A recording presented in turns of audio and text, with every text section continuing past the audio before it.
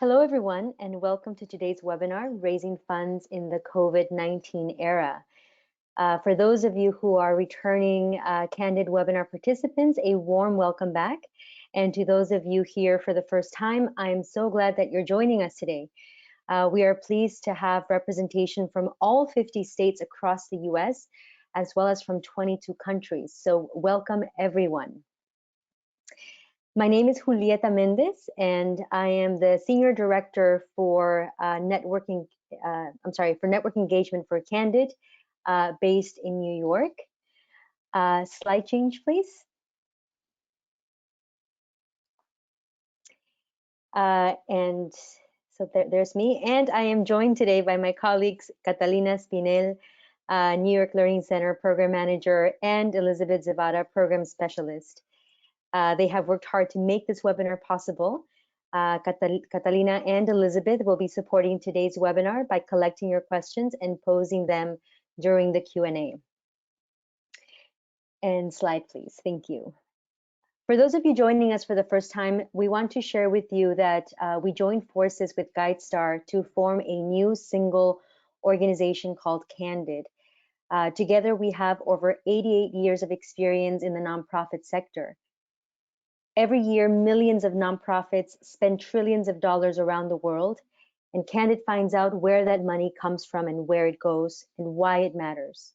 We believe that an effective social sector is critical for a thriving society, and we believe in the importance of solutions for the sector, by the sector.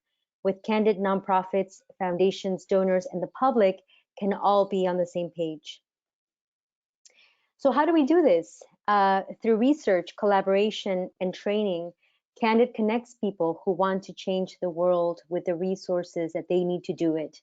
With Candid, you can find funding with Foundation Directory online and search 189,000 funders and 17 million grants and increase your visibility with the funder community by creating or maintaining your GuideStar nonprofit profile.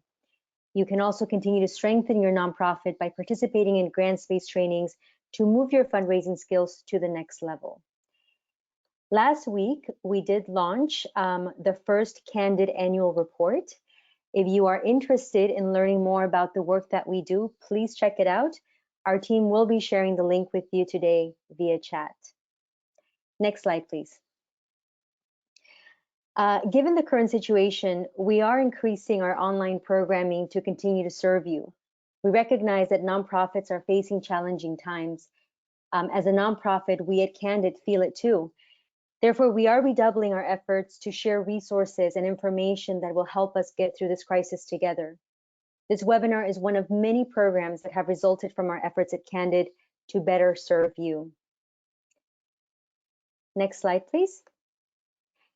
And before we continue, I'm going to hand the proverbial microphone over to my colleague, Elizabeth Zavada, who will go over a few items so that you know how to take part in today's event. Elizabeth? Thank you, Julieta. So we have taken a screenshot of an example of the attendee interface. You should hopefully see something similar on your screen. By default, you are listening in using your computer's audio. Also, do know that your lines are muted, so we invite you to engage with us over the chat feature at the bottom of the control panel. Catalina and I will be monitoring this, answering your questions along the way, as well as collecting questions for a Q&A at the end of the presentation. And do keep your eye on the chat as well. We'll be sending out helpful links throughout the presentation, including a link to a PDF of today's presentation. And yes, we are recording today's presentation. You will receive a link to the recording in the follow-up email that we send out within the next 2 business days. So without further ado, I'll hand it back over to Julieta, who will introduce our panelists and start the conversation for today. Thank you, Elizabeth. So when we began to design this webinar, we decided that we wanted to bring together a panel of practitioners with deep expertise in crisis response and management to learn firsthand how they have responded to COVID-19. Well, I think we've accomplished our mission. And today I am pleased to introduce our panelists for this webinar. We have Tanya Gulliver Garcia, who is the Assistant Director of Major Initiatives for the Center for Disaster Philanthropy. We have Mike Ryan, Vice President of Development for the Southeast and Caribbean American Red Cross, and Brian Fogel, CEO for the Community Foundation of the Ozarks. We are also joined by Jen Bokov, who's the Director of Stakeholder Engagement here at Candid, who will be sharing more on Candid resources related to COVID, as well as insights on funding trends and fundraising strategies. So welcome everyone, and thank you for joining us today. We do want you to know that we were extremely pleased to have received more than 150 questions from our audience when we began to promote this webinar. And we went ahead and identified the most popular themes that were being shared with us to guide today's conversation. So the topics that we will be addressing today are as follows. We're going to be understanding how this crisis compares to other crises and the lessons from the past that have been applicable today. We're going to be looking at where the funding is. Is it coming from individuals, corporations, foundations, or government? We will also be identifying fundraising strategies that nonprofits can use to plan for the short, medium, and long term during a crisis. And then finally, we're going to understand how to best communicate both with internal staff, with leadership and constituents during a time of crisis. Then, as I mentioned earlier, we will end our conversation by sharing funding trends and fundraising strategies for nonprofits in the time of COVID. So let's get started. Tanya Gulliver Garcia will be kicking us off today. Tanya, welcome. Thank you for joining us. Thank you. Given your experience with the Center for Disaster Philanthropy, what can you tell us about how this crisis compares to past experiences, and what can we learn from the past? Well, I think obviously the size is really the biggest difference. In normal disasters or even catastrophic disasters, they're very focused in time and space. So the event has a beginning and an end, or they're fixed in geography.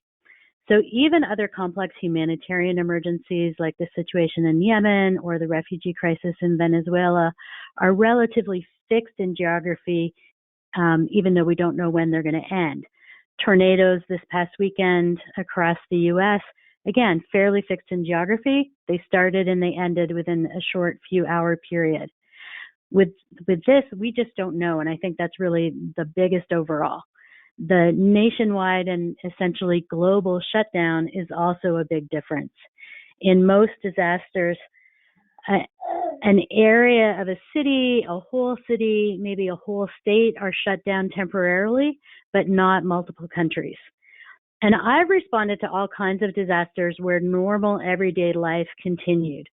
I remember being in Tuscaloosa after the tornadoes a few years ago, and I exited a relief center after a day of work to see individuals on the golf course.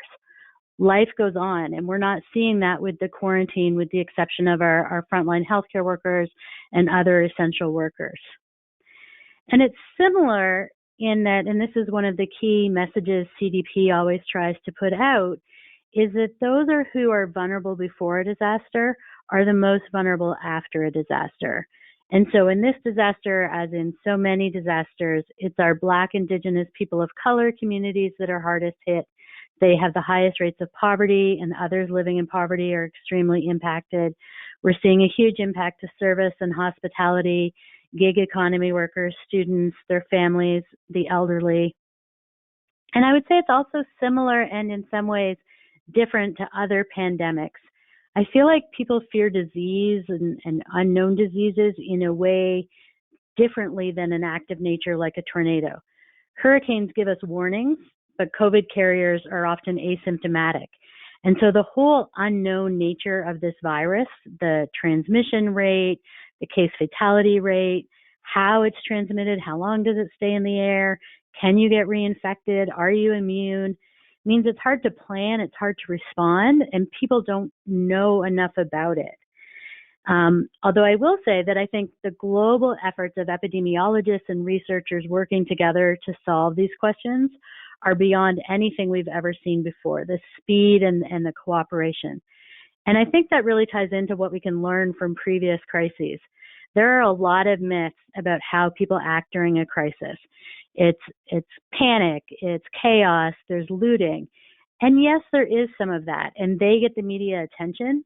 But the truth is that communities pull together during a disaster, and I think that's what we're seeing here. We've probably all seen the videos of New York at, I think it's 6 o'clock at night, where they're on their porches or on their balconies banging pots and clapping to thank the healthcare workers. There's mutual aid groups in every community across the country that have a message that says we can take care of ourselves if we're waiting for others to be able to help us. The huge impact philanthropy is making, and I suspect Jen's going to talk about it, so I won't steal her thunder, but we have never seen this in any of the previous disasters, including other pandemics or epidemics. So communities and companies and foundations and individuals are all standing up together and trying to help each other out.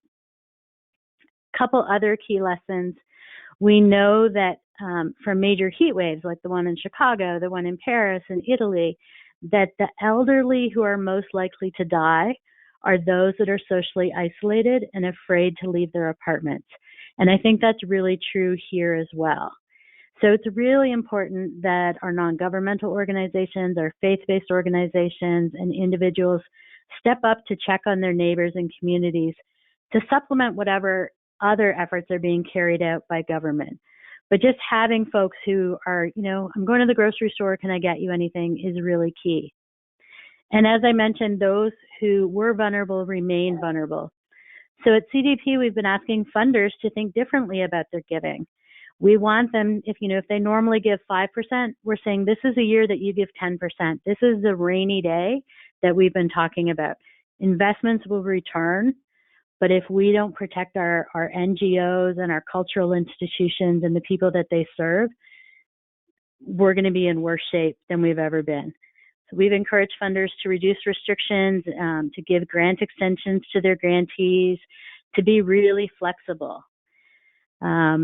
After, I think, every disaster, it's been said, if only philanthropy had done this differently. And so now is the time for them to do that so we can really make a difference for our NGO partners on the ground. Thank you so much, Tanya. There's so much great information that you've shared with us and so many great insights that we can sink our teeth into. We're going to move on to Mike next, who's with the American Red Cross. And so we ask all of our participants to please save your questions and comments for the end. We will be allocating some time to respond to your questions directly.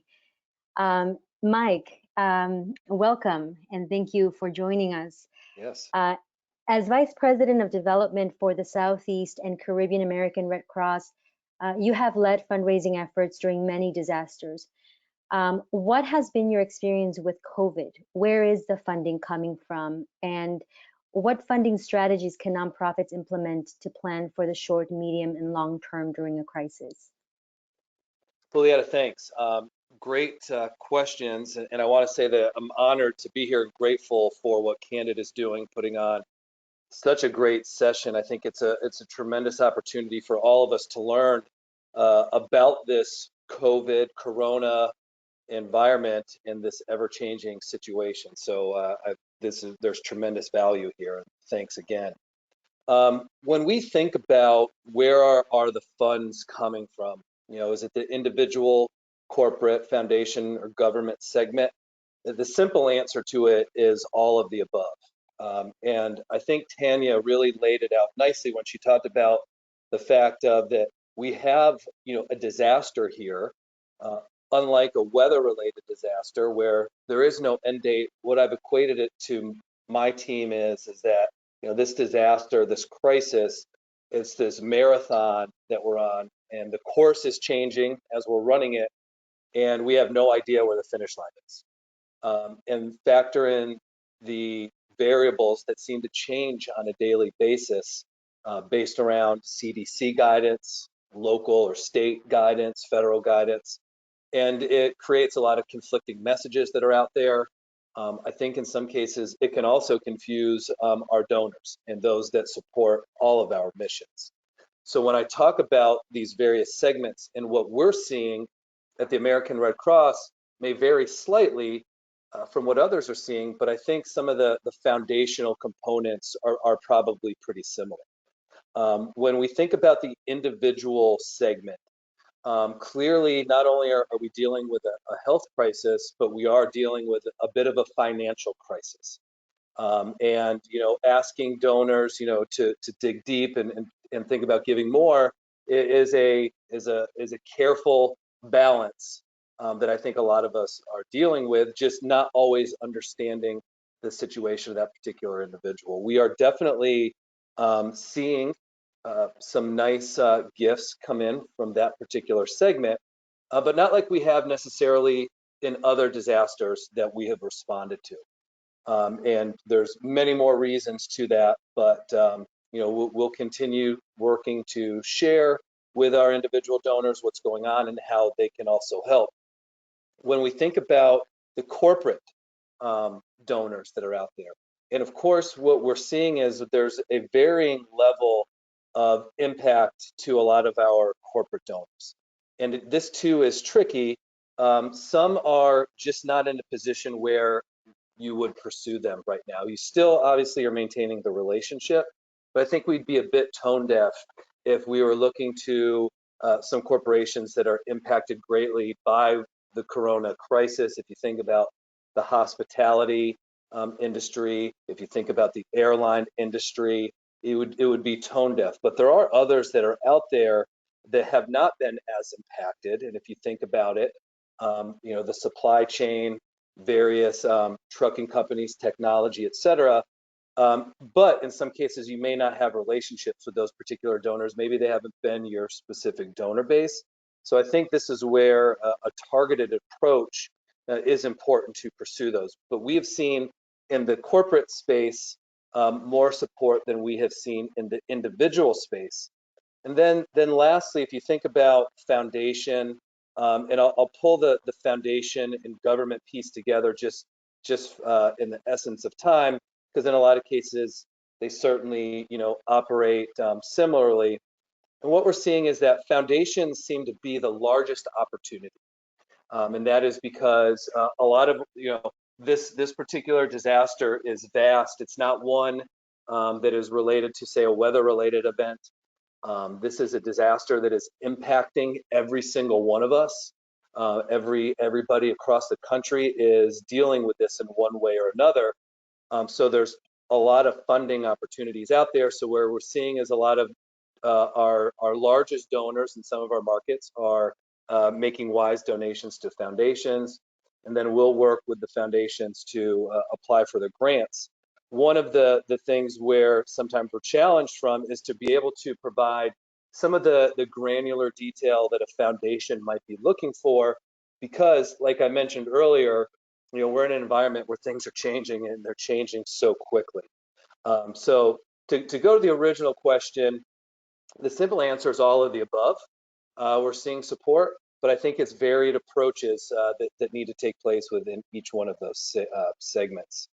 And then Julieta, you asked me about, recommended strategies to plan for the short, mid, and long term.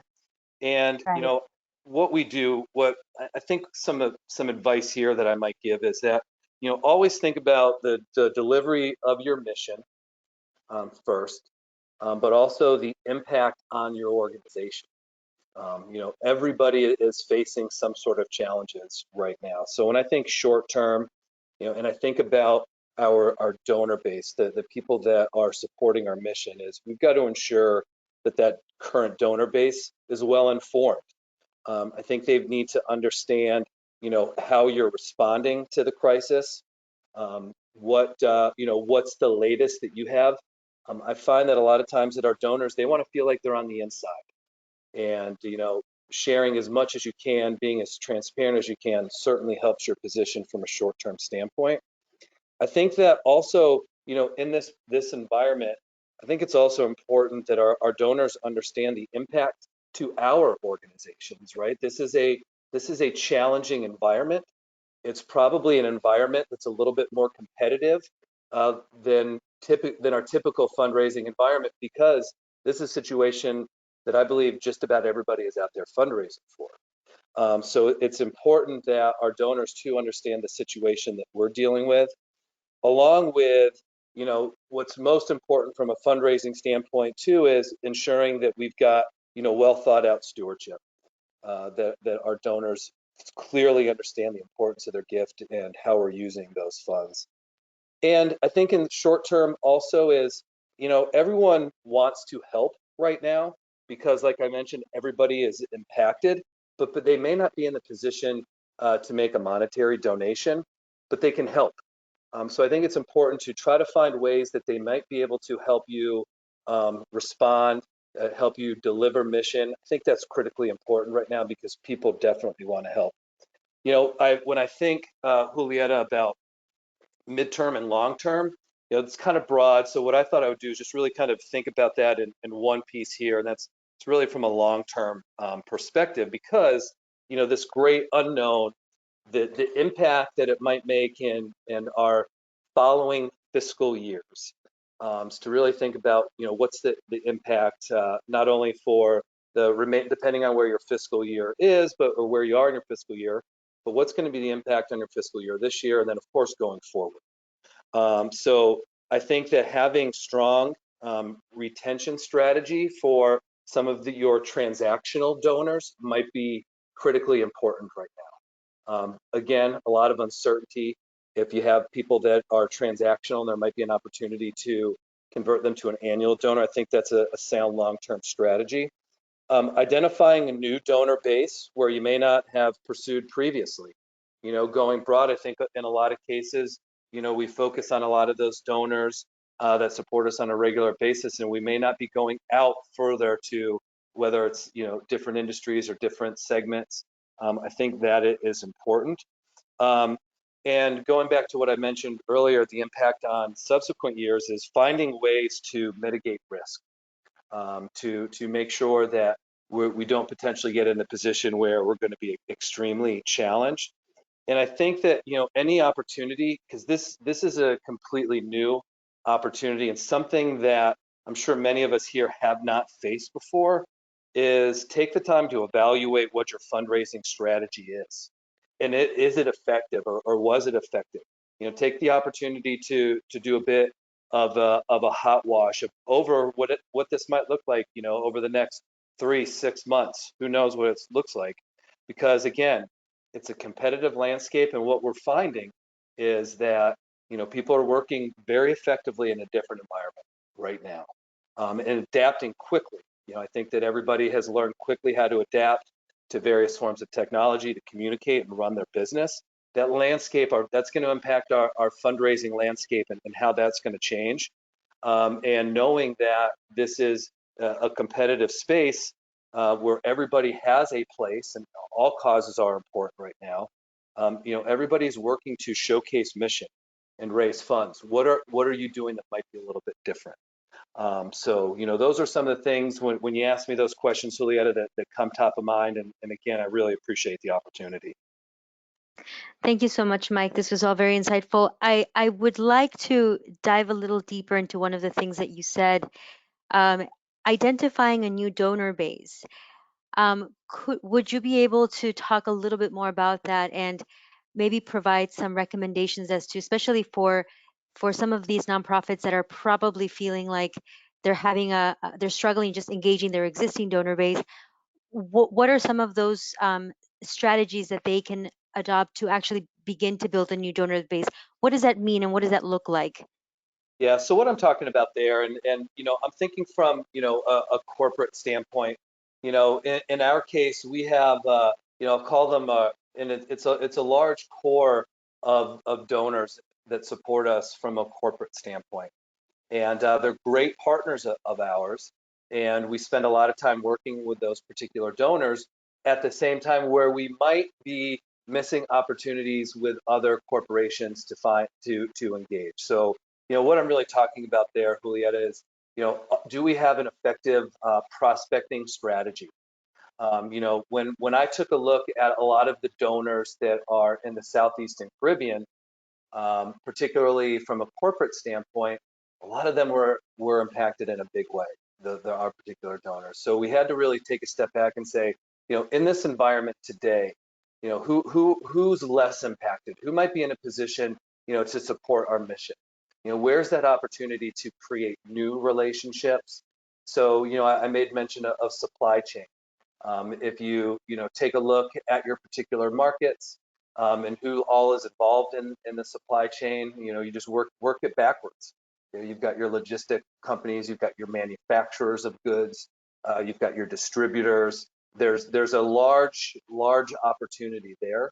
I think it's also an opportunity maybe to engage individual donors that you just maybe haven't historically engaged before for whatever reason. And trying to develop those relationships. So those are some of the things that we're thinking about and seeing, where is that opportunity to partner with these donors? Wonderful. Thank you so much, Mike. Really appreciate this. And now we're going to move on to Brian Fogel, who is with the Community Foundation of the Ozarks. Brian, thank you for joining us today. How are you doing? Thank you, Julieta. So, Brian, community foundations play a vital role in our sectors, as is exemplified by the Community Foundation of the Ozarks, that works with 49 community affiliates across southern Missouri in support for nonprofits in your region. One of the most common questions that we received was about communication. And in fact, Mike, in what he just shared, also talked about the importance of communicating with our donors and with our constituents about how not only about how we are responding to the crisis or how nonprofits are responding to the crisis, but how the crisis is impacting us. Can you speak more to that, Brian? Brian, can you speak more to that? And can you tell us specifically, how do we communicate with internal staff, with leadership, with constituents, including donors during a time of crisis? How does one craft messaging to make an ask for funding during a time like this, especially when the work that a nonprofit might be doing is not directly related to crisis intervention? What are your thoughts? Thank you, Julieta. And again, it's a privilege to be with all of you today. And first of all, I want to say I hope everybody is safe and well. And you're certainly in my thoughts. It's affecting all of us personally, organizationally, economically, and you're in my thoughts. Also, I want to say thank you to the nonprofits. I've got a plaque on my wall that says, "Nonprofits are the safety net of last resort. They notice and care for the people, places, and things that the market and the government don't or won't. Charities are the nation's collective conscience." And I think that has never been more true than today. So thank you for doing that. Next slide, please. So I think it's very funny, and my staff would find this very ironic. I'm talking about communications. I still carry a flip phone. I'm not on Facebook, Slack, Instagram, Reddit, Twitter, or TikTok. But I do have some very skilled, smart people on staff and others in the community I've learned from on communication. Next. One of the tough things about this has been how quickly it's come upon us. And at least for me, it seems like we were laughing about COVID-19 at breakfast one day. We were bumping elbows at lunch, and then by dinner, we were working at home. And it just seemed to come that quickly on us. And that's made it very difficult to react to it, but when we're always a week or two behind, as Dr. Fauci said. Next. One of the things that I thought about from day one is future regret. And I am a pseudo-economist. I love economics and behavioral economics. And Dr. Kahneman says people who do better in a crisis have a better sense of future regret. And I heard Tanya mention that earlier. And that is they're thinking about what they will regret doing or not doing 6 months or a year from now. I ask our staff that a lot. What are we not doing? What are we doing that we wish we would have done or wish we would have not done? And I think that we ought to keep that in our mind. Next. So the internal challenge of communication is always a challenge. It's even more of a challenge when most of our staffs are working from home. And I think it's critical that it's constant, it's caring, and it's candid, and it's clear. And we have staff meetings every day on Zoom, and we are having senior leadership meetings every day because things change so quickly. We also have to understand that our associates are working from home. They probably have their children at home that should be in school or normally would be in school. So I think we have to be understanding of that. And I think we also have to be candid when we're sharing internally with our staff and our board about what we know and what we don't know, and how it's impacting us, and how people are fearful of the future. So I think constant, caring, candid, and clear is critical. Next. And then in donor outreach, I think it's important to understand what they're going through initially. And in that first wave, when things got so so bad so quickly, it seemed like every day I was getting 20 to 30 communications from nonprofits and others just wanting to acknowledge it. And they all started, these are unprecedented times. And so, again, we got so many of those, and I'm not sure how effective they were, because we're all thinking about ourselves. Were we going to get ill? Is our job impacted? Is the stock market and our investment portfolio? And folks aren't thinking about philanthropy. So I think those pleas early on probably fell by the wayside because people aren't thinking about philanthropy. I had a couple of development people reach out to me who just said, I want to see how you're doing and how your family's doing. And I think that's the best you can do up front. We're probably past those days already, but I think just that human touch and caring is a good initial outreach. Next. And then I think it's second when we do, and you'll hear more about this from Jen, and you heard about it from Michael earlier, but also thinking about the true golden rule, and that is do unto others as they want done into. And as we know from development people, some people are motivated by emotions, some by factual and facts and strategies. And unfortunately, even during the COVID-19 environment, some still want to know your overhead percentage. And I think it's important to know our donors up front and know, will an emotional story appeal to them or will a factual story appeal to them, and approaching them in that way that appeals best to them. Next. And then when is it appropriate to start asking for money and making those appeals? And I think that has something to do with what you do. Those who are providing essential needs to the most vulnerable populations, such as food insecurity, isolation, homeless, childcare for healthcare workers, I think those need to be immediate because those are what people are hearing and thinking about. If you're an arts organization or a different type of organization, I think you will be crowded out right now, but I think you need to think about what is your message for later on when it's appropriate for you to start asking there. I think having stories are the best things to do, that what you're doing now are, we love to hear those and those things that are going well. And can others be your champions? Do you have donors that can go out and talk about your efforts and how they like you and appreciative of what you're doing now? And as Michael just said, there is so much clutter out there, so many people asking. We're all working from home. We're all living online on Zoom. And how do you cut through that clutter is, again, very, very important. And as I mentioned, I think it's important on the evening news every night we see, they always end with a good story. And I think that's important to do to keep our hopes up. Next.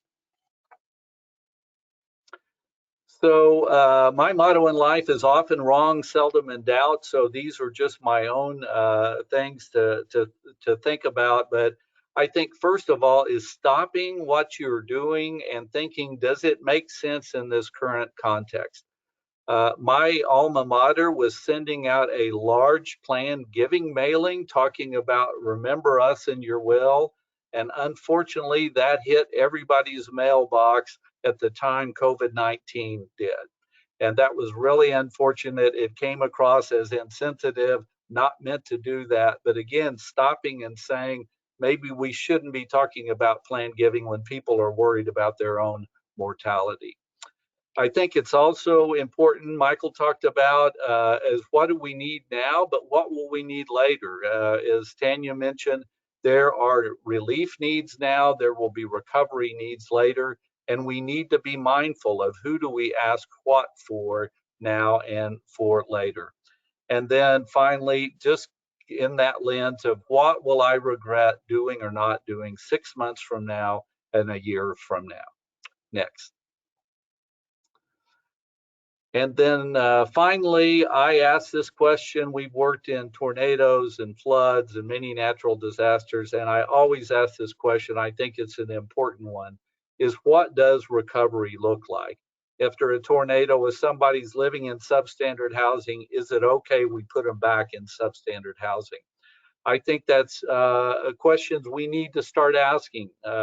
Is it okay to go back to a country where 40 million are uninsured and where 80% of the wealth is held by 10% of the people, and that people of color are being impacted disproportionately? So I think, when do we start asking that question? As Rahm Emanuel says, never want a serious crisis to go to waste. And I don't think it's too soon to start bringing these things up. Is what will recovery look like for our nation, for our states, and for our communities? And again, just want to say thank you very much for letting me be a part of this. Thank you so much, Brian. At this moment, I really liked what you've shared, and I just want to comment that I really like this question of what does recovery look like. I have seen this question posed in slightly different ways, such as what does normal look like, and do we really want to go back to normal, right? So taking this time to reflect on all of that, I think is definitely very important, both as individuals as well as organizations as a community and as a sector. Before we go on to Jen, whom we definitely want to hear from, I want to just take this moment to open up the questions that I've shared with Tanya, with Mike, with Brian, to the other panelists. So Tanya, Mike, or Brian, do you want to comment on any of the other questions that we've posed in terms of, what else can we learn from past crises, and what have we been able to apply to COVID from your very personal experiences, or questions around around fundraising and fundraising strategies? Does anyone have any other insights to add to those questions? Julietta, this is Brian, and I would just what Tanya said, and again, we've learned so much from CDP and our friends there, and are grateful for that relationship.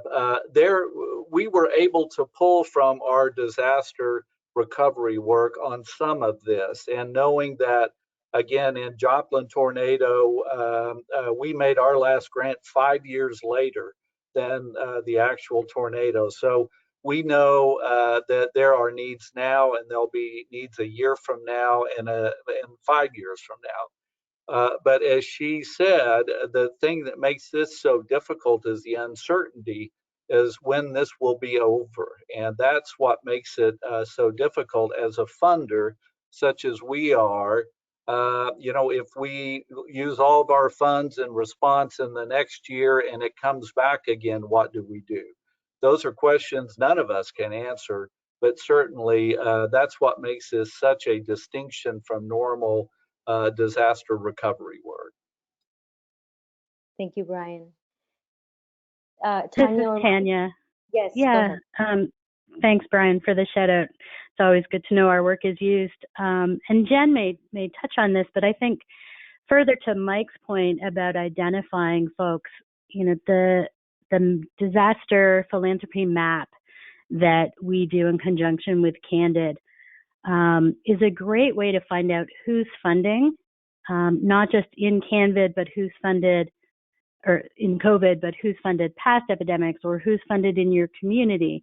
So you can search by all sorts of different features to narrow that down. And there are some YouTube tutorials on the site to give you help in figuring out how to use it most effectively. But I often suggest that NGOs go there and start searching as a way of doing some prospecting.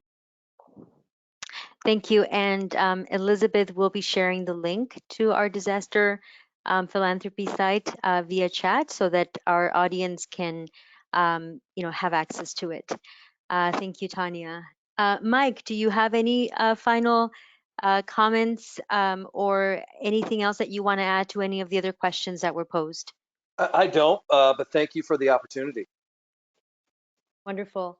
Well, and last but not least, we are going to hear from Jen Bokoff, our Director of Stakeholder Engagement here at Candid. Jen, thank you for joining us today. Thanks for having me.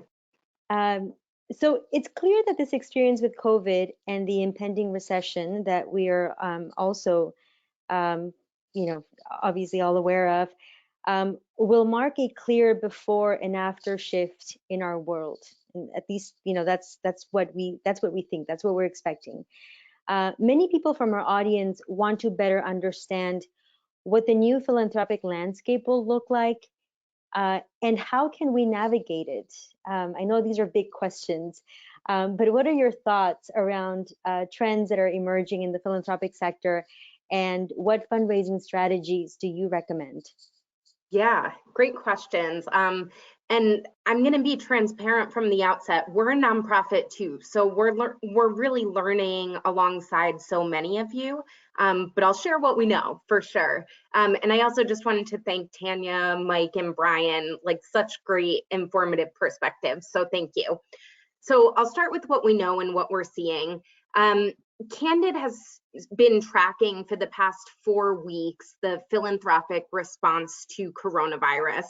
And so far, that means we've tracked $6.7 billion in grants and commitments. And that specifically is from US foundations, companies, and notable individuals. And we're also working more broadly to capture the complete picture, which would include international funding and local fundraising campaigns, both related to the immediate and long-term effects of the pandemic. But it's really interesting to be doing this in real time because the data is shifting on a daily basis. And it's interesting from a timing perspective of not wanting to draw conclusions about the philanthropic response too early as it's unfolding, but at the same time, wanting to be able to offer insights that people can use to drive fundraising, drive funding approaches, and generally think and plan more strategically how they want to respond in this time. So we're trying to balance all of that. We've been sharing our insights on our Candid blog, so check that out if you haven't yet. But two things I just wanted to share that other panelists have also started to touch on is that corporate giving programs are definitely responding quickest and with the most dollars. We have more than $3.7 billion that are attributed to corporate giving programs alone. And there have also been 530 funds that we've tracked. We're growing that list on a daily basis that have popped up directly in the wake of coronavirus. And perhaps not surprisingly, when I checked this morning, 363 of those funds are housed at community foundations. Now, the reason that's not surprising to me is I actually went back and looked at some data from 2009 toward the end of the economic recession, and 35% of community foundations in that survey had said that they had special initiatives to help their communities cope specifically with the financial crisis. And even though they represent around 9.5 of total foundation giving each year, they actually accounted for 13% of dollars committed during the crisis. So I'm expecting that we'll see similar trends in the wake of this crisis as well. Another thing that we're noticing is that foundations are definitely easing up on their restrictions. So one thing organizations can do is check if there's flexibility around payment schedules, support, repurposing of conference dollars, that sort of thing. A lot of funders are making it a lot easier to apply for grants and also to get renewals for funding that they might normally have to reapply for every year. Another trend I'm excited about is funders are definitely including in their communications that they're making their funding more flexible in terms of how it can be spent. So many of you know that as general operating support, which is sort of the golden type of funding to get. So we have been seeing more funders talking about offering that, and we'll have to see over time if the data aligns with that messaging. And something I've been pretty excited about, and I think Tanya mentioned this, is that there have been calls by funder networks and CDP and others to increase overall grant making this year. I know there have been several foundations who have announced that they're either doubling their grant making or setting aside, a good chunk more money, specifically in the wake of this. And probably the biggest funder effort that I've seen that everyone on this call should certainly know about is that the Council on Foundations issued a really big pledge for foundations to sign on to about 3 weeks ago. And it covers a lot of these pieces I've mentioned, like flexible funding, eased up restrictions, et cetera. And today they're actually passing 650 foundations who have all signed on to this pledge. So it's basically a commitment to, you can go on and read all the different bullet points that folks are signing on to, but it's basically a commitment to be really responsive during this time of crisis. So that's pretty exciting.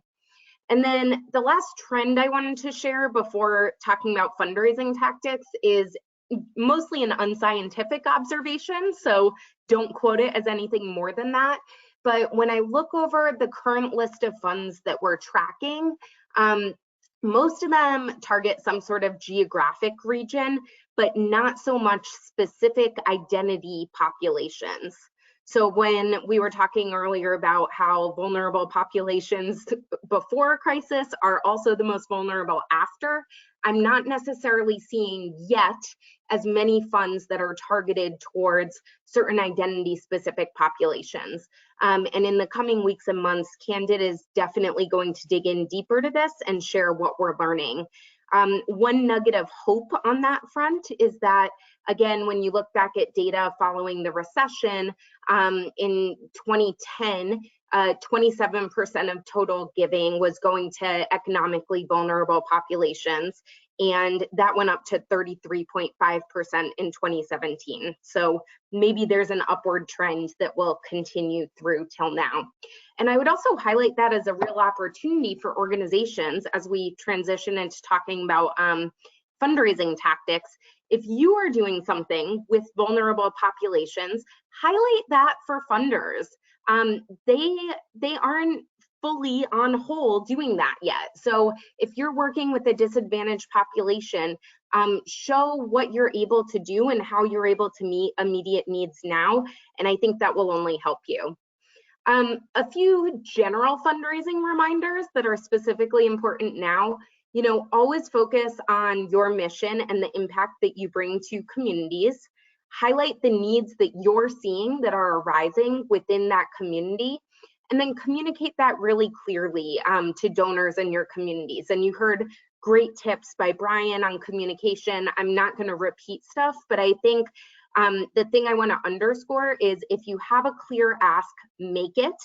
If you need to be really transparent and vulnerable to get your point across, do it. Funders want to know what the real deal is and what's happening. And if you put a lot of fluff on top of, if you have a lot of writing there, sometimes it can be hard, especially in a moment of a lot of communication, to hear what you're actually asking. So say it directly and clearly and authentically.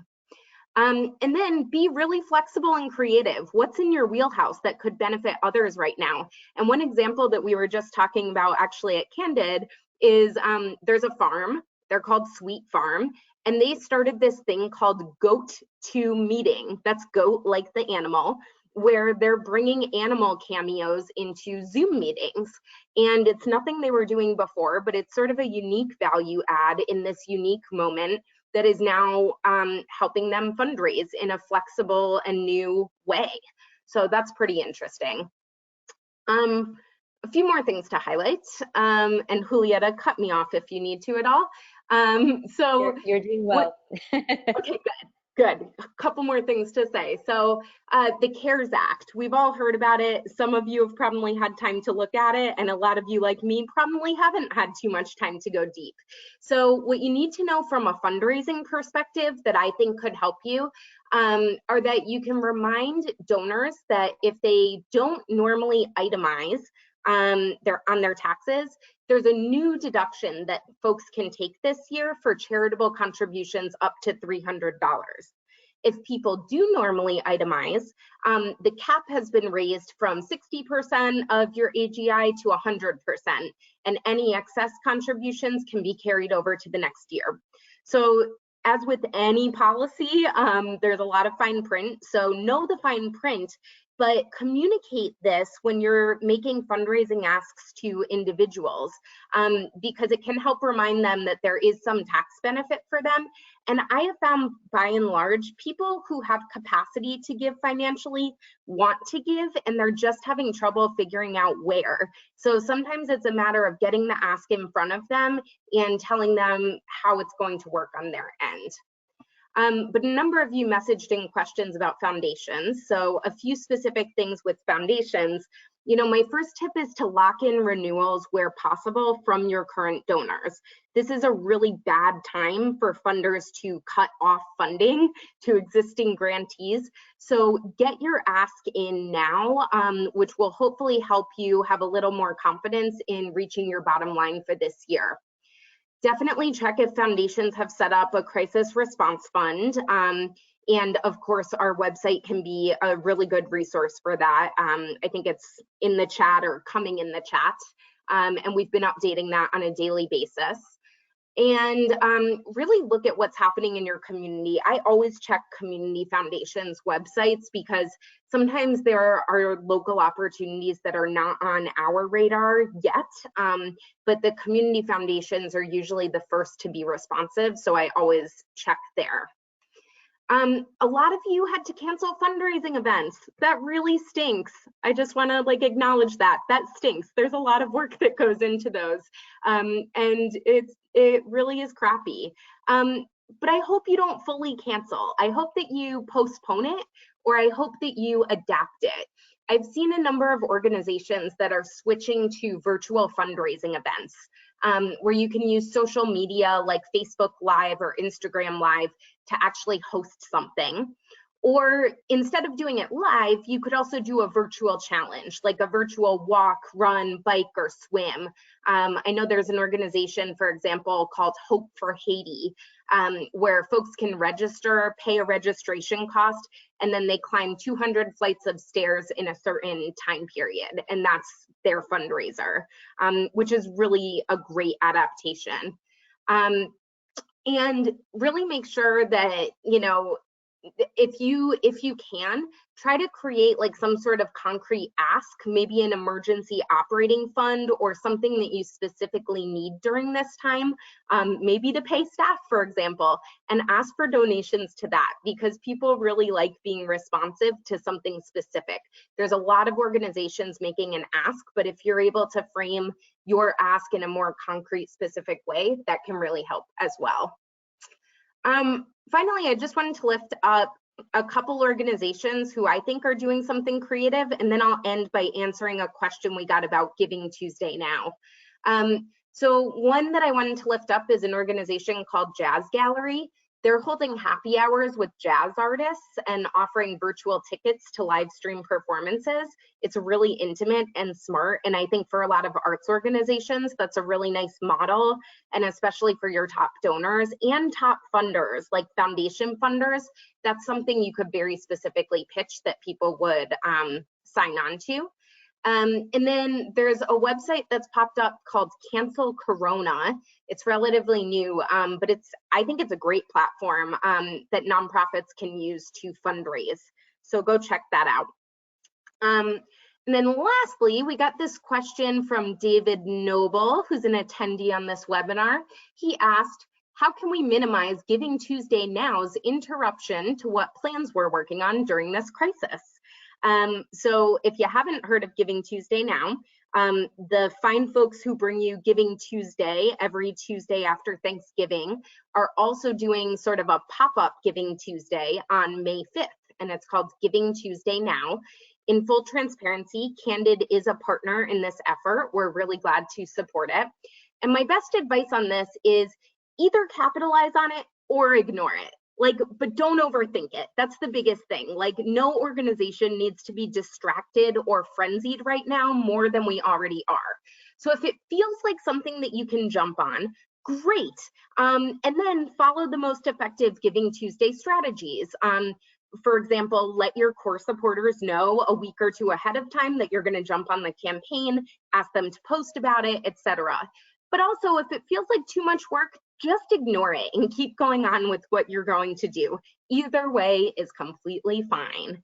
And that's all I've got, Julieta. Back to you.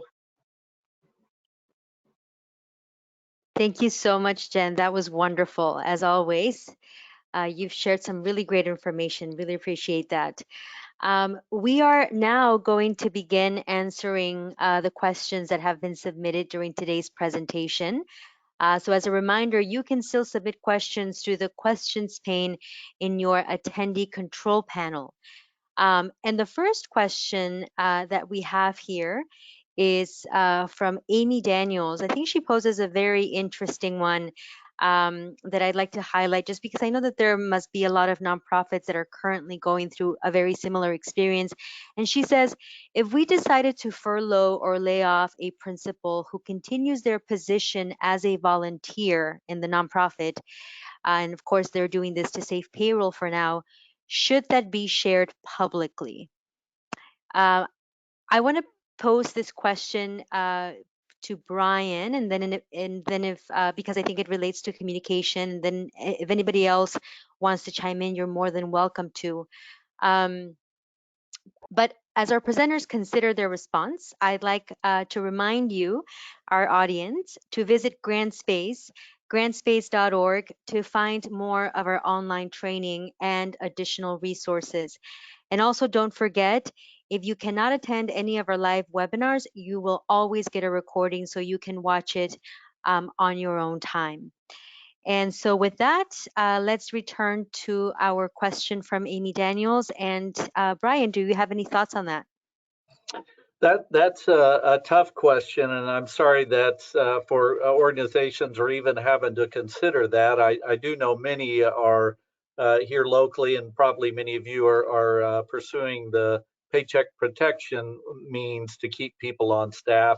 But I have noticed several folks here very publicly either saying we're taking a pay cut, or we're going to defer payment and do it as a volunteer. And I think as a nonprofit, that shows sacrifice, and it shows that we're trying to do the best we can to hang on. And if it does come to that, I think that is certainly an appropriate thing to do to demonstrate that you're doing all you can to help others. Thank you, Brian. Does anyone else have any comments on Amy's question? Okay. All right, we're going to continue on with our additional questions here.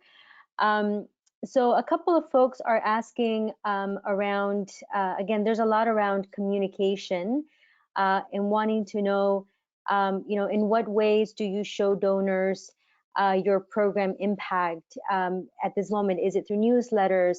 Is it through impact statements, testimonials? And a related question to that is, what is an effective appeal with an emotional testimonial? Is that best sent through an e-blast, through a mailing? What are your recommendations for something like this? And we can either hand this question over to Brian, or if there's anybody else that wants to chime in, please feel free. Mike, maybe this is a question that you can also respond to.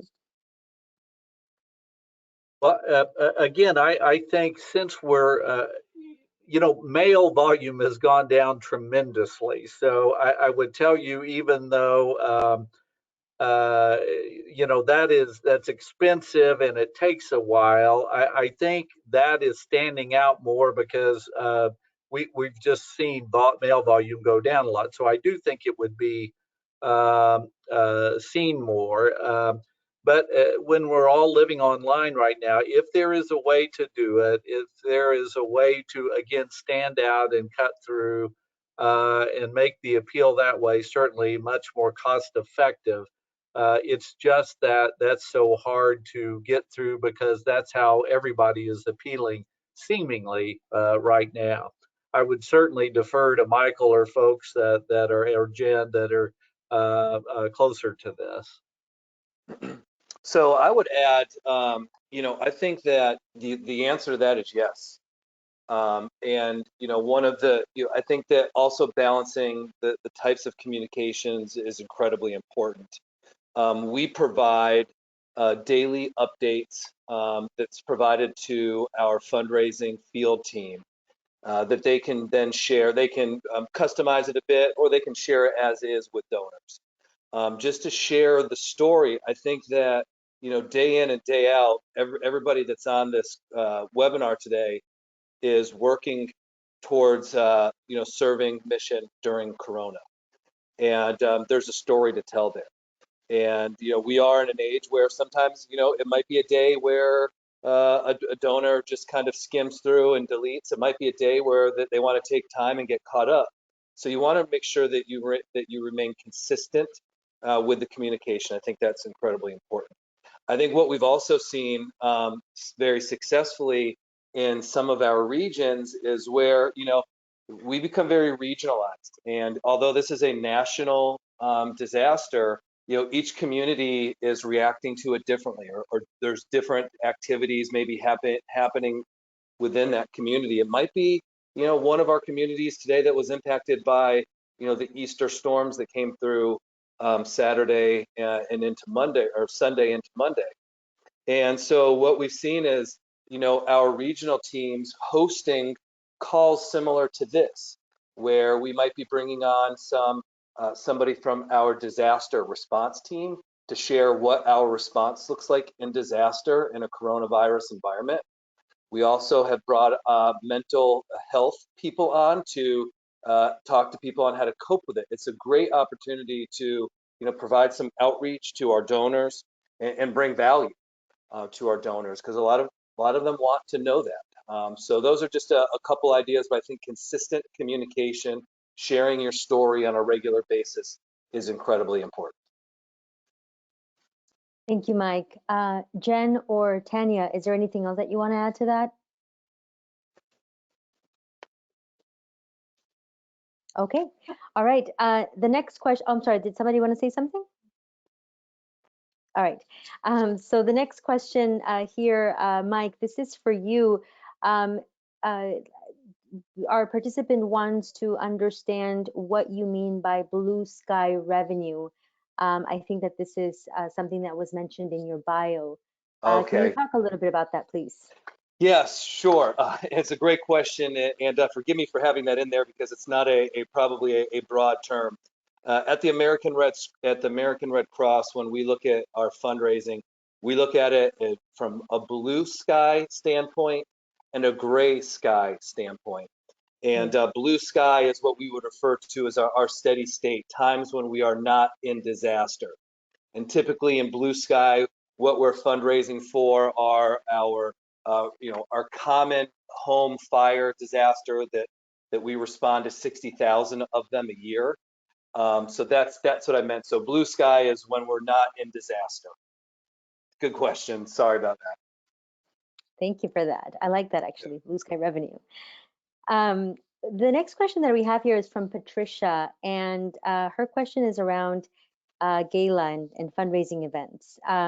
So their gala event is normally in the fall, and they're not sure if they're going to keep their date because they're hearing that many organizations have postponed their spring events to the fall. Does anyone have any thoughts on whether it's, it would be too early to cancel or to postpone a fall gala or a fall fundraising event? This is Jen. I can jump in.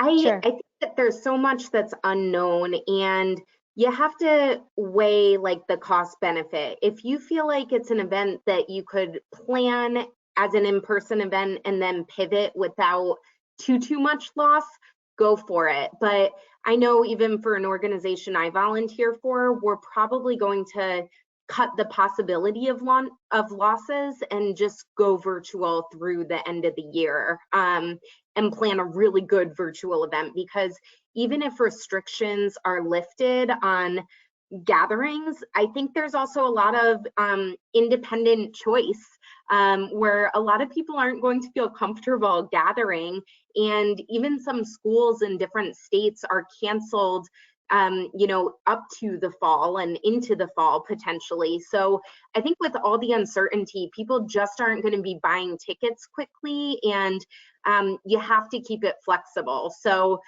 there's no right answer here, but unless you're willing to keep it flexible and able to pivot early, I would say plan a darn good virtual event for this year, and figure out something in person for next year. I think that's great advice, Jen. I would Sorry, go ahead, Tanya. I was just going to add to that. I mean, I agree with everything that Jen said. And I think one of the factors is going to be the size of the outbreak in your community. I live in New Orleans, and the mayor announced yesterday no big events until 2021. So we don't know what size that means yet. But essentially all our festivals are canceled, which are huge moneymakers for many organizations and many individuals. So, we're all starting to think about how do we sustain an economy that is 1/3 tourism.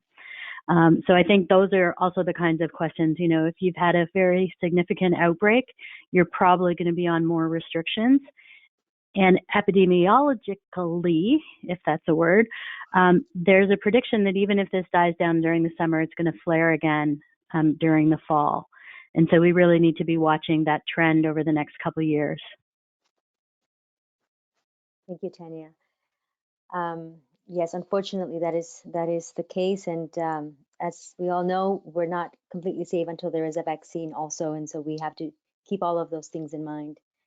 I might add to that question, because that's a big question and something that we struggled with early on. It became crystal clear quickly, but felt that we were getting ahead of that when, if you really think about that last week of February, first week of March, and you're thinking about a lot of these spring events, and it was great unknown. We solicited a lot of feedback, maybe from your gala committee, see what they're thinking. Some of the donors, try to get some of their thoughts on it. You like to think, hey, the fall is a ways out, but as we know, there's great unknown. But I would highly encourage you to get some counsel from some of the people that are intimately involved with your gala. Thank you, Mike. So just to lighten things up a little bit here, Brian, one of our audience members, Brianna, wanted to let you know that flip phones are making a comeback. So so you're not alone in your selection of cell phone there. I've always said I'm way ahead of people instead of way behind. There you go. This next question is from Karen, and Karen is asking, are there any best practices for initiating or growing an individual giving program during a crisis? Mike, I'm going to let you respond to this question first. Sure. I would think that, initiating individuals during a crisis, I can speak about some of the things that we're doing. Someone asked about blue sky. We're in gray sky right now, with multiple operations going on across the Southeast right now in response to the tornadoes.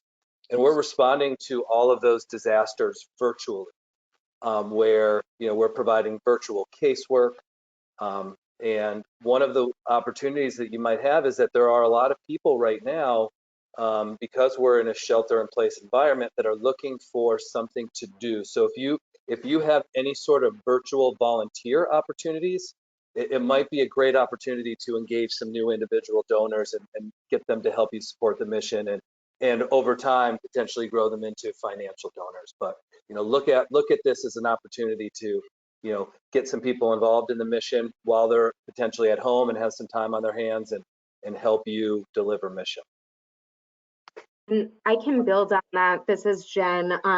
This is moments of crisis are times when networks, your personal networks, become even more valuable, because there's a lot of information flying around and people look to those they know for trusted information and guidance.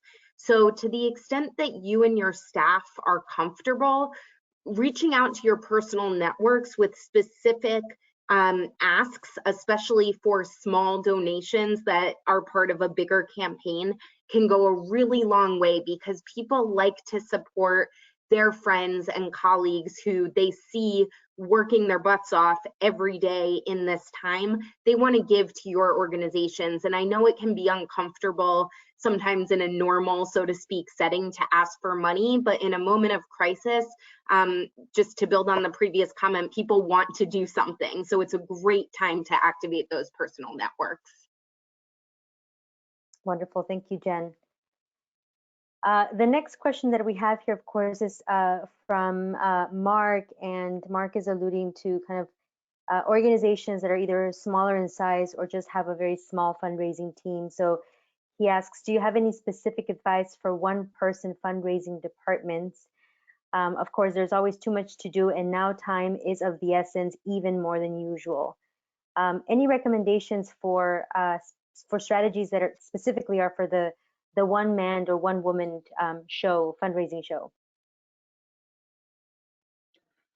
This is Brian, and so we cover the rural Ozarks besides Springfield. So we deal with a lot of very small nonprofits, and what we're seeing with them is they're really relying on their longest, most loyal donors to go back to them to say, this is an unprecedented event. We're worried about not only the needs we're trying to fill, but again, how we're going to continue on given the economic battle we're fighting. It's a two-front battle, unfortunately, that we're fighting in our country. But I think, Michael talked about getting new donors, and that's great if you have a specific thing that appeals to new donors. But I think this is the time really to make that appeal to your most loyal donors, to go to and say, we really need your help more than ever. I can tell you as a funder, we have repurposed so many dollars. We are spending more than we've ever spent because we do realize this is such a different thing than we've ever been through. And I think it's just appealing to those folks that believe in you to dig deeper. Thank you, Brian. Does anyone else have any recommendations for Mark? This is Tanya. I would just say don't be afraid to ask, right? Put up a page and ask for the donations. At CDP, we've never really targeted individual donations until the last, 2 years, maybe 3. But for this event, we have over $1 million in individual donations.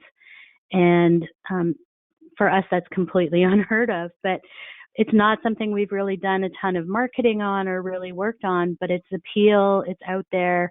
You know, we have gotten a fair amount of publicity from folks. So I think it's a good way to start. We also just have one, and I guess now 2 development people, but really 1 full-time development person. So she's just all in and working her heart out right now. And I would add, some of the best fundraisers that we have at the American Red Cross are volunteers. Thank you for that. And there's actually a question about just, you know, I think also about volunteers and engaging them. I think that in general, when during blue skies, as you have said, Mike, nonprofits already struggle with managing volunteers because, you know, again, everyone is pretty constrained with their time. Do any of you have any recommendations on specific strategies for volunteer engagement during times of crisis? This is Brian. One of the challenges, at least here in Springfield, has been most of our volunteers are retirees. That you know, they're out, they're active, they're helping in so many different ways, and they're also very vulnerable. So our nonprofits are saying, "Don't come," and they're you know, they're trying to come up with, you know, the appropriate physical distancing and all of that. But what they're doing with our schools out and we're our colleges out, they're trying to reach out to people that say, you know, you're not in class now. Can you come help us during this time? We've also had several businesses that are trying to find work. They're participating again in the paycheck protection, and but their line of business, whatever they're doing, is way down. So they're encouraging their employees to go out and volunteer as a part of that. So the difficulty is, you know, you've got to have the right volunteer situation, or you won't be able to do it just because of the stay-at-home orders we're all under. But I think it's taking advantage of those folks that have more free time and not our traditional volunteer base.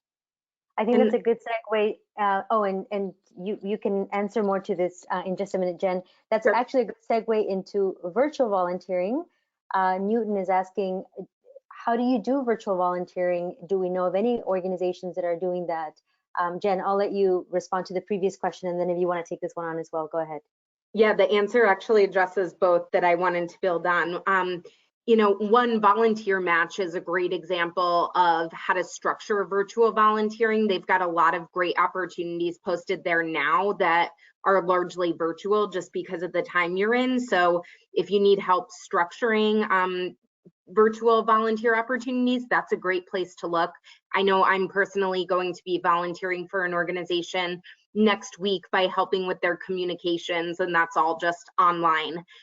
What I wanted to add to the previous answer is a little bit of a self-care tip for organizations, which is not to bite off more than you can chew from a volunteer management perspective. I know nonprofiteers are working harder than ever right now, and especially if your organization is not used to managing volunteers, or if you feel like you need to shift your strategy in a big way, just make sure it's something that your staff is going to be feasibly able to support, because volunteer management can get really hard really fast. And so something that can help you in that is being really deliberate as you solicit people for volunteers. Be really clear about what your needs are and what you don't need, so that you get the right type of volunteer that you can appropriately manage. Thank you, Jen. Anyone else want to chime in? All right. The next question that we have a couple of people actually that are working either for nonprofit organizations that work outside of the US.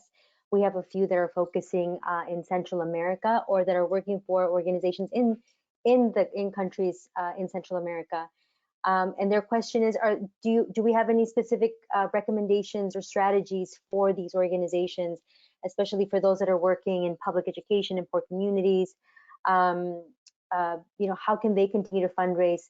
I think especially during a time when philanthropy has either directed funds to either COVID efforts, or in the case of the US, which is really where a lot of the funding comes from, a lot of the philanthropy activity comes from, we've kind of looked inward again and have been supporting mostly, within our communities in the US. Any recommendations for other countries, specifically for countries in Latin America?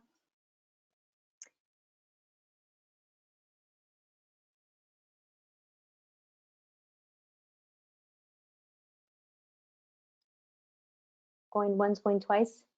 All right. Well, to Claudio, who's the person who asked this question, we are looking into actually putting together a webinar that addresses just how philanthropy, how the changing trends in philanthropy are impacting other parts of the world, including Latin America. So we will keep you posted. Please stay in touch with us, and we will let you know once we have an event like that coordinated so that you can join us. All right, our next question here. Can you share some advice on collaboration with other organizations to fundraise collaboratively? So any examples of collaborative efforts for fundraising? And this question is from Juanita. So I would jump in there. We are very fortunate to live in a very collaborative community, and there's an expectation of working together. And we actually are neighbors with our United Way and with our community partnership, Caring Community Organization, and we have daily calls. And one of the things we have done is work together. We have a central site that people can go to and list their needs. So donors can, instead of having to go different places and figure out, there's one central area that they can go to and see. And then we are hosting weekly calls with the nonprofits to look at, for instance, how do we address homelessness right now? And all those organizations are on those calls. And we're trying to fund as a group instead of all of them doing it individually. So again, that's something. Now the important thing about that is it's hard to build relationships during a crisis. So we were fortunate to have existing relationships already in place, and again, an expectation of working together. But I can tell you, as a funder, we reward that. We actually have in one particular, our COVID-19 fund, we will give more money to requests that collaborate than if you just come as a sole nonprofit.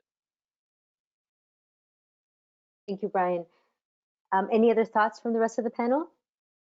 I'll just flag that Candid actually has something called the Collaboration Hub. You can get to it on GrantSpace, and Elizabeth, I'll put the link in the chat. But there you can find a ton of examples of collaborative efforts that nonprofits have partnered on and fundraised for, and that might offer some inspiration for organizations wanting to do the same. Thank you, Jen. I have a follow-up comment from Anna from our audience, and she says that her nonprofit has held a volunteer Zoom. This is going back to the volunteer question earlier. They held a volunteer Zoom to keep the camaraderie going within our volunteer pool, many of whom are in the vulnerable category during this time. That's wonderful, Anna. Thank you for sharing that experience with us. And the next question is from Gabriela, and she's asking, what are recommendations for applying to project-specific grants at this time? For example, summer programs for underserved youth. How do you recommend we apply for these, especially with the question about how we're moving forward? Any thoughts on that? Jen, maybe we can start with you. Sure. I mean, foundations are not generally closing down existing programs right now. So I would do your prospect research and application the exact same way you would if there weren't a crisis. We have tools that can help, obviously, with prospect research, but it always helps to pick up the phone and try to get in touch with someone at a foundation to explain the need. So if you have a contact, try to reach out directly, build that relationship. Same practices as apply outside of a crisis. And we're also trying to remind funders that crisis funding is really important, and there are still existing needs that organizations count on their support for, so they can't just drop those as well. Thank you, Jen. This Does is anyone Tanya. else? Yes, go ahead, Tanya. Yeah, I would just add, one of the questions we're asking grantees is, okay, so this is your plan now. What happens if we're on quarantine still in the summer, or we're on quarantine again in the summer? So give them sort of two scenarios, because you're going to need the money to operate something, even if you're operating it virtually or differently. So just make sure you're covering all your bases in what's your sustainability if we're back and forth in quarantine still. Wonderful, thank you. One of our attendees asked how they can do prospect research during this time. I do want to just share that our Candid's Funding Information Network is still providing remote access to our Foundation Directory online tool. Elizabeth will be sharing the link to our Funding Information Network so that you can find the one closest to you and get in touch with them if you're required to do prospect research for foundations. So just wanted to share that with everyone.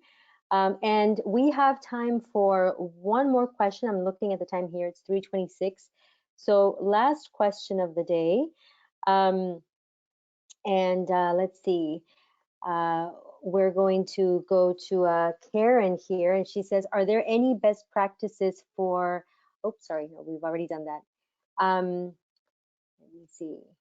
Let's go to Melissa, and she asks, what tips do you have for nonprofits who are not directly engaged with the current coronavirus crisis that are participating in fundraising through the upcoming Giving Tuesday? Any thoughts on that?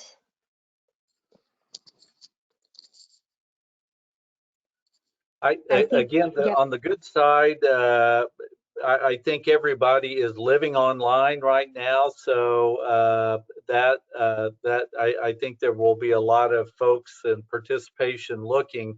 The question that I don't know the answer to, but with so much need out there regarding the COVID-19 emergency, I don't know how your loyal donors will respond. So that doesn't seem to be much help, but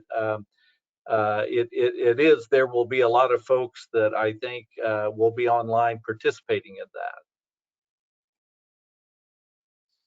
Thank you, Brian. Any other thoughts on that?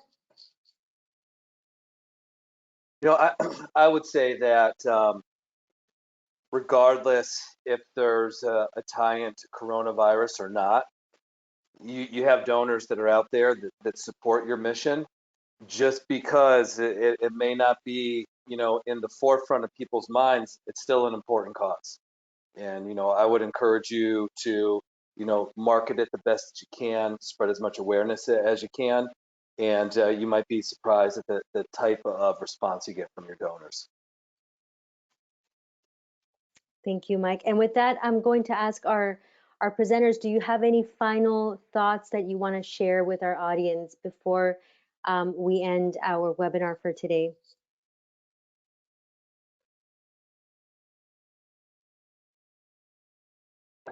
This is Brian. I would just say I hope everybody be well, be safe, and be kind. And again, never have nonprofits been more important than they are right now. And I'm just grateful for everything you do. Well said. Hang in there, everybody. Thank you so Absolutely. much. Thank you. And before we close, before you leave us, we do want to share a poem with you. And I want to thank Brian for actually being the one to share this poem with us, bringing it to our attention. You should be seeing the poem on your screen right now. We are not going to read it out loud. Instead, we are going to ask that we all take a moment to read it silently. And we want to dedicate that moment of silence to all of our fellow human beings that have passed because of COVID or that are still fighting for their lives. So please, let's take a moment now to read the poem and to think of them.